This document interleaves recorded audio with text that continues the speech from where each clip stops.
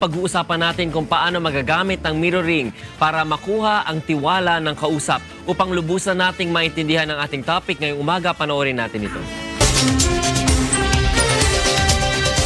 Bukod sa pagiging isang body language and image consultant, ang makakasama natin ngayong umaga sa ikonsulta mo ay isa ring professional photographer at videographer at isang broadcast at online producer. Siya ay walang iba kundi si Dr. Che Lejano. Kung mahilig kang manggaya ng pananamit, forma at galaw ng iba, alamin natin kung papaano mo ito magagamit para makuha ang tiwala ng iyong kausap. Halina at samahan ninyo kami kasama si Dr. Che Lejano. Dito lang yan sa Ikonsulta Mo. At kasama natin dito nga sa studio si Dr. Che Lejano, ang ating resident body language expert ng GMK. Good morning, Dr. Che. Good morning, Atty. Reyes. Good morning. So ano ginagawa mo? Sino mirror mo? Si Shazamba? Minimirror ko itong katabi ko. Ano nga ba ang mirroring? Well, umpisa natin sa history and phylogeny. Ang animals kasi, para magpakita na medyo inferior sila and accepting a superiority o kaya medyo lessen the aggression against them, ang ginagawa nila, ngingiti, which is normally ginagawa rin ng kanilang aggressor, or gagayahin yung kanilang forma ng kanilang kaharap. Historically naman, bumabalik yan doon kay Narcissus. Yeah. Si Narcissus kasi, kaya ginagawa natin tinatawag natin yung may narcissistic complex ka. Yan yung na-in-love sa sarili, diba? Yung na-in-love sa mag-selfie. Yan. Na pag ang tao ay tumitingin, si Narcissus naman, si Narcissus kasi, nagsimula yan na nandun siya sa isang pond. Yeah. Tumingin siya dun sa pond, nakita niya yung sarili niya, hinangaan niya, na-in-love siya dun sa, nandun sa pond. However, in his defense naman, hindi niya alam na siya yun Okay. Hinangaan lang niya. Akala niya ibang tao. Wala pa silang concept kumbaga na salamin. So, as far as we are concerned, pagdating po sa mirroring, yung mirroring ay normally, nakikita mo yung sarili mo pag nananalamin ka. Okay.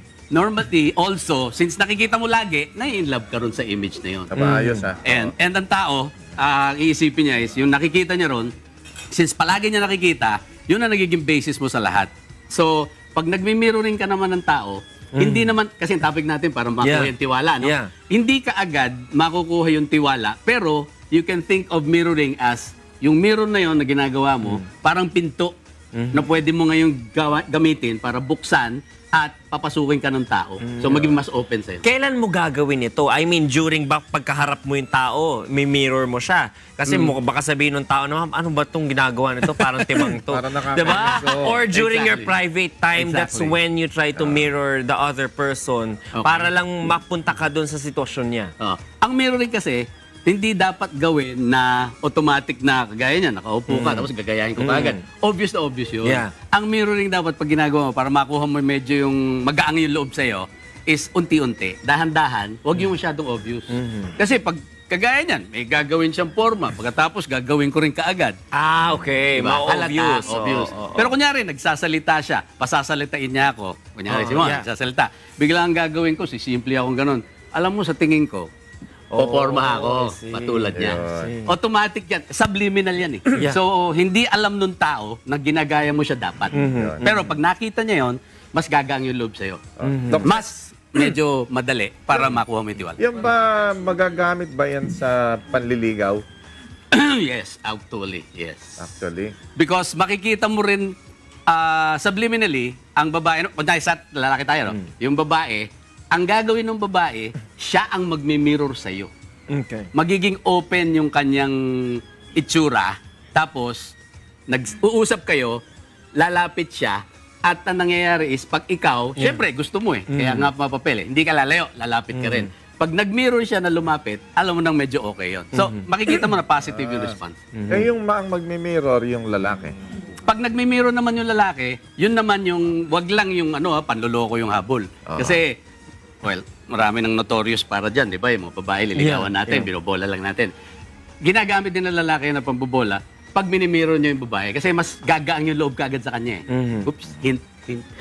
Bakit sa tingin mo na kapag mini-mirror mo yung isang tao, gumagaan yung loob nung mini-mirror mo? Anong meron dun sa mirroring na yun? Well, subliminal nga yun, tsaka historically, nasa instinct natin. Okay. Pag tinitingnan natin yung sarili natin, lalo na sa salamin, tinitingnan natin na, pogi ako, ganda ko. So, ang nangyayari nun is pag mini-mirror ka, yun ngayon ang instinctive and subliminal na message sa sarili mo.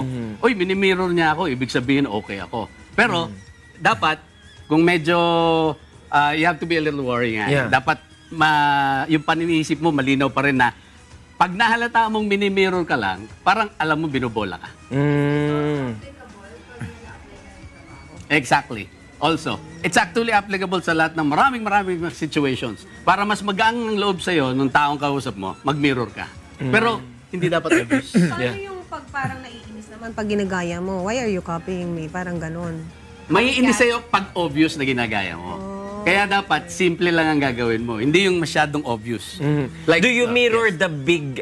the big actions ng tao or yung mga small actions lang? Or Well, pareho? Pag sinabi mo kasing action, normally hindi yung action na mini-mirror mo. Ang mini-mirror mo is yung status or yung state ng tao. Okay. Kagaya niyan, medyo kampante tayo, kalmado, tapos gaganyan din ako. Yeah. Pareho kami ni Tony Yeah. Reggie. Oo. Yan ang mini-mirror mo. Pero simple lang. Okay. Simple ka lang kasi nag-uusap tayo and then nag-iisip ako. Siya naman, iniisip niya kung ano yung magiging sagot Yeah, ko. yeah. Ako naman, parang gaganon lang ako. Yeah. Di ba simple, hindi niya nahalata. Yeah, Ang iniisip yeah. niya kasi is, ano kaya ang sasabihin ko? Correct. Pero yung body language niya, ginaya ko na. Yeah. Dapat simple. May inis sa'yo pag obvious. Kasi, ba't ko ginagaya nito? It becomes negative pag masyado obvious. Simple lang dapat. Parang scary na yun, di ba? Parang pati salita mo, pati pananamit mo, gagayahin na, di ba? You're correct. Medyo creepy. Single white female na yung peg na. Exactly. Parang stalker. Parang pero stalker ang pero pinakadelikado yung mirroring na pare-pareho yung mga suot nyo. Ayun. Yun ang pinakadelikado. Kasi meron tayo, magaganda yung mga shoes nila. Meron tayong senyorita na napakaganda. Meron tayong sexy na senyora. Meron tayong virgin na isa-sacrifice. Pero Doc Che, meron bang pinipiling tao na imi-mirror? I mean, meron bang mas madaling i-mirror na tao? Meron bang tao na mas mahirap i-mirror? O pare-pareho lang yan? Okay. Ang mahirap i-mirror na tao ay yung taong alam na mini-mirror mo siya. Okay. Ang mahirap din na kunin ang loob ng tao ay yung alam na gusto mong makuha yung loob niya. At alam niya kung paano counteract. Hindi kasi ako unfair nga dahil pag marunong ka na ng body language, nababasa mo yung tao, Yeah. mamamanipulate mo pa. Yeah. Yun naman ang dapat isipin mo rin na depende na sa konsensya mo yun. Madali mag-manipulate ng tao. Kaya ang dami naluloko ng mga budol-budol. Kasi pag nakita nila yung body language mo na nag-respond ka doon sa sinasabi nila, tutuloy-tuloy nila yon para ka nahihypnotize. Hindi mo nga alam, sunod ka ng sunod.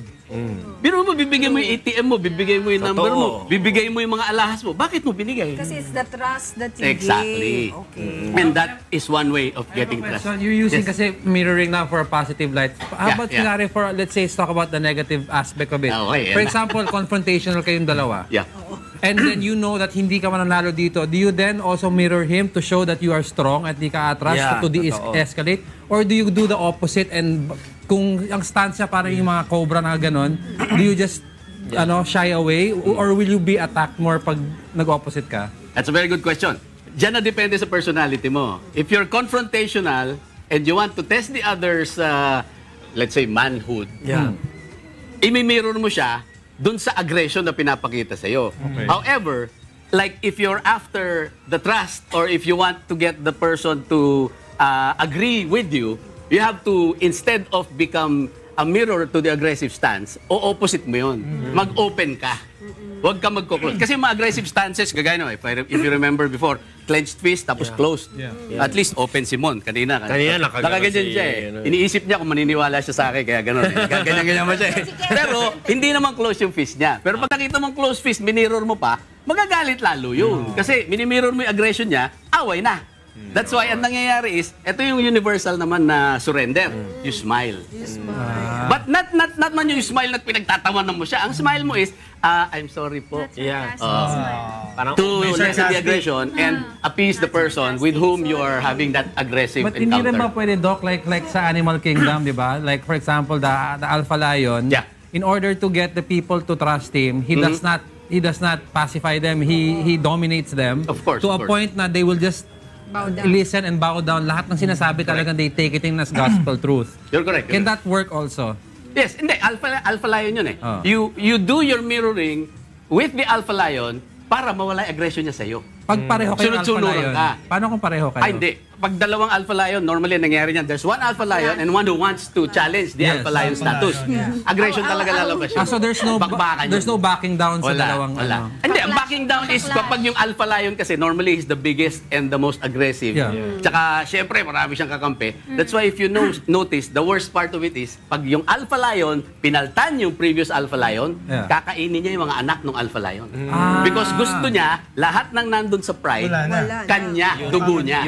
Papatayin niya yung anak ng mga iba na hindi kanya. Hindi niya dugo. That's how bad it gets. But we're talking about alpha lion eh. Pero kung alpha lion naman na i-challenge mo, yung mirror his aggression kasi gusto mo nga mag-away. China-challenge mo eh. Pero in real life, depende na sa'yo. Kung china-challenge mo talaga at tingin mo malakas yung backer mo, doon mo makikita yung aggression na Okay. imi-mirror ka pero bakbakan. Yes. Not because he wants to appease you or get your trust or get you to side with him. Hindi, bakbakan yun. Yun ang negative side. Tama ka na. Yung may negative side ng mirroring. pero ang pinakamaganda pa rin mirroring is smile, di ba, Smile Doc? and Oh, yes. smile. Well, not necessarily mirroring. Basta yung smile is a form of surrender. Yeah, yeah. Doc Che, paano ka namin makakokontak o meron ba kami mababasang mga artikulo mo sa Facebook or whatever? Hindi, well, actually, Particular bell. in this age of internet, Yeah. wala ako talaga sinasabi na wala sa internet. Alright. Ang challenge kasi rito is kung paano mo gagamitin na responsable ka sa paggamit mo. Kasi ang dali-dali naman na gamitin mo yan for negative. Eh. Pero ano nangyayari sa'yo pag ginagamit mo negative? Mababrand ka rin na negative ka. Lalayuan ka ng mga tao. How much can you accomplish pag lalayuan ka? Mas maganda yung open and additive and cooperative instead of yung competitive ka lagi. You're fighting for a smaller and smaller Yeah. pie now. Eh. Yeah. So mas maganda palakihin mo yung pie. Even it's better to get a percentage of something than getting the whole of nothing. Correct. Yan. Maraming salamat, Dr. Che Lejano, ang ating body language expert dito sa GMK.